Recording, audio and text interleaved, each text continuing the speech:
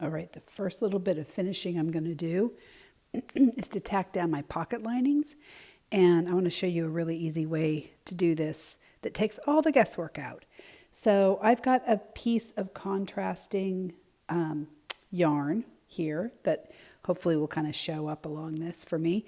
I'm not sewing with this. This is just a pre-mark. It can be anything. It could be a piece of string. It can be anything. And what you want to do is look at the little, here's where the flap is. This right here, this sort of umbrella or frown would be the next stitch over. And I am going to choose not these umbrellas or frowns, but the next sort of half row over to these smiles that run in between. And you can choose one or the other, but just be consistent. And then I'm just going to take my little piece of scrap yarn and just run it under, over, and this makes it easier. Just go straight down, right? It keeps you from, you don't want to wander off this way or wander back that way. Just keep an eye on every other. For me, I'm doing the smiles, right? Every other, all the way down. My needle isn't long enough. Right, so there's the next one.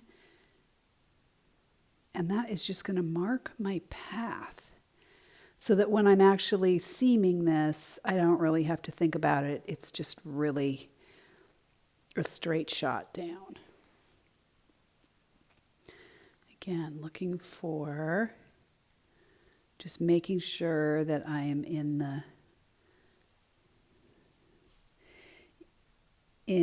the, for me, I decided to do these smiles, or the upside down U. I mean, it's not the upside down U, it is the U, right? So then I've got a nice straight line. And then what I'm going to do is actually thread I do use tails for things like this. I know there are people who don't like to use tails. They get a fresh piece of yarn. Whichever you decide to do is fine. And then that is what I'm going to go through. I've got every other one marked all the way down, so I don't even have to think about it. I'm just going to go under that one. And this is just kind of a whip stitch. And then on this side, I'm just going to choose every other end little loop there, right? So these are the guys that I'm going to pick up on this side because I picked up every other row there. So I just come through one of those, one of these, and then just kind of keep going back and forth and get this stitched down. Easy peasy. I'll show you once I get it done. But that's a nice way to, if you do that little bit of work up front, you've got a nice clean line there. All right, I've got both sides tacked down. And now I'm just going to whip stitch across the bottom. So I'll just get that onto my tapestry needle. And if you're doing something really fine, you could do every single stitch. I have sort of a natural every other stitch here is at the base of a knit stitch when I went to go do my ribbing.